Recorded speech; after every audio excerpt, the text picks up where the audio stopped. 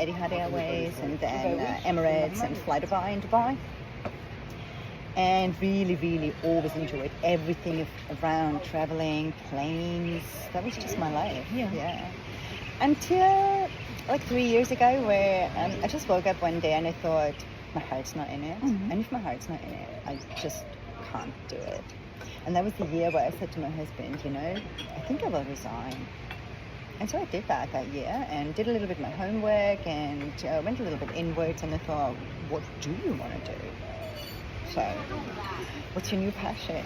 And I decided it will be diving. So diving was particularly challenging for me always because I nearly drowned as a kid. And never could put my head underwater. I was always super scared. When I told my mom that I'm diving, she said, yeah, and you're dreaming, girl. You will never dive. And I said, no, I did it. It took me a long time, but I think it makes me a really good instructor because I can relate to people who are scared and have the same issues. And I did my instructor training in the Philippines. Really, really enjoyed it. Moved on to adaptive teaching, where you learn how to teach people with limitations, so missing limbs, ADHD, PTSD, Asperger's syndrome. I found that super, super rewarding. Did also teach a lot of children. Children are amazing. And moved on to the Philippines.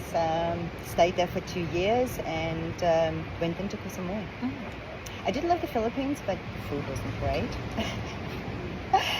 So came to Koh Samui, did teach there again, and decided that I also love yoga. And it so happened that there was this advert for the yoga mat, and I joined them. 200-hour yoga. And I learned completely a new side of myself. It was very complementary, the diving and the yoga, because you have the breath work. Breath work is super important when you go diving. Most people only breathe into the rib cage, the fight or flight mode, and never actually really inhale fully down into the belly. When you go diving and you want to go a little bit down and see Nemo down there, you exhale and you lower down. So you move your position in the water just by inhaling consciously and exhaling. And that's one of the exercises that takes a long time that somebody masters this skill. And a lot of my students couldn't breathe. It's something so simple we do every day, all day, and then when it comes to breathing and I sit with them and to breathe with me into your diaphragm, they were not able to do that. But once they mastered it, they were better divers, and I thought yoga is very, very similar. Your breath, you align it with the motion, your mind, to become into this meditative state, and it's very similar in diving. Once I overcame my fears and I go down and you see that world opens to you. You see a little turtle and a cuttlefish and you see Nemo. You become so present. Every dive is like an hour meditation, an hour with myself. There is no, what was 5 minutes ago or what will be in an hour. You literally have to be in the present, and you are. And you go down and you're just amazed. Yeah. I found similar in yoga.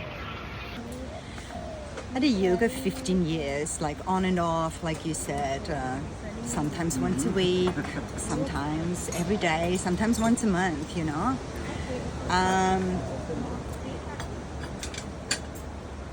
The fine details that you learn in the yoga teacher training, how you position your hips, what degree is one of your foot, where is your knee positioned, where's your shoulder. I never knew that I could hug my ribs inward. If somebody says that to me, I'm like, so what?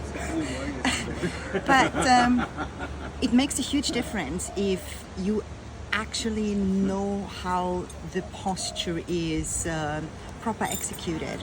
But what I learned is that it's not mastering these things. Absolutely not. And like I said to you earlier, I always thought like blocks and straps are for the people who I'm not that bendable, and I thought, no, it's not me. So if I go to a yoga class and somebody said, Sybs, there are some blocks, I was like, oh no, thank you, I don't need. So here we go. In the yoga teacher training, blocks were mandatory, and we used them because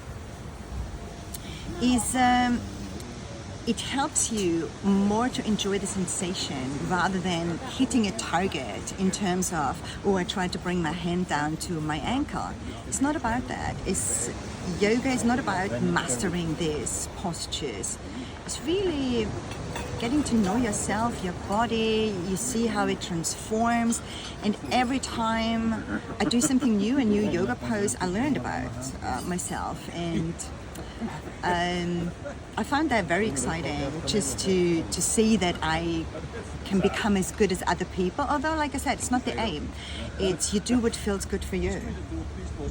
And I like that in the classes, to see how people enjoy. And like I said, and I always do that at the beginning of my class, it's don't look left and right, don't get distracted. And I see so many people who say, I don't want to come for yoga because I can't bend down that far. And it's not about that. It doesn't matter. And you just go a little bit, whatever feels good for you. You spend 60 minutes with yourself. You learn something about yourself. And that's it. Much to it. And I had students who started crying and couldn't take the mask off. And because I had the same fears, because I did go through the same, and I think for 6 years I dove with my fears. If my mask fogged up and I had that little spot left, I looked the entire 60 minutes or whatever, how long I was underwater, through that little hole, rather than clearing my mask and letting water into my mask, because I was so scared. And when I came to the Philippines, I had that great coach, and he noticed it within 10 minutes. He went with me underwater and he said, okay, let's do a little bit of circuit. I tell you what to do, you do it, show me. And we came up and he said, well, not too bad. So what's your story? I mean, so what do you mean? So what's your story? There is something. I can see it through your mask. There's a fear in your eyes. And I said, oh, okay. I gave it away. And he said, okay, let's work on it. I can fix that. There are many ways how to do that skill. There's not only one way to do something. So not everybody, I may show you that what's the easiest for me, but there are many, many ways to achieve that. And then he showed me to many things, the skills underwater, how to teach in different ways, because everybody learns in a different way. What I feel easy may not be the same way what you feel easy. And suddenly, I could do the things I never could do. And I so enjoyed it, and I thought, I want to be him. That's awesome. That's when I started enjoying teaching. I love it. So you go in with a plan, and you think, okay, today I do this. And then people rock up, and you look, and you start like, is anybody for the first time in yoga? And you see there are different ages. And you need to throw it overboard the plan you came with, and you just need to adapt and think, okay, I do something completely different, because otherwise these guys will not enjoy it. It will be too tough. Or I need to look into modifications, either to make it easier, or in 3 steps, you can add this, and if you want the crazy poses, you can add this. So you always speak to an audience. You don't know who comes into your class, and they could be all in different levels, and you want to create your class for everybody to feel welcome. And I think the worst thing is, my husband tried yoga in Koh Samui, and he really loved it, and to the point where he didn't come anymore. Not in my class. He would never come in my class. It's a husband-wife thing. Don't tell me what to do. And I said, why are you not going anymore? And he said, yeah, I couldn't do these postures, and so I got frustrated. And that's the thing I don't want. When somebody comes to a class, I don't want that they feel frustrated and think, no, it's not my thing. It's everybody's thing. You can make it to everybody's thing, which is difficult, because you really need to observe the people and see what they're capable of and what they would enjoy most. You don't want to make it too easy, and you don't want to make it too difficult. Gambling. Sometimes it works, sometimes not.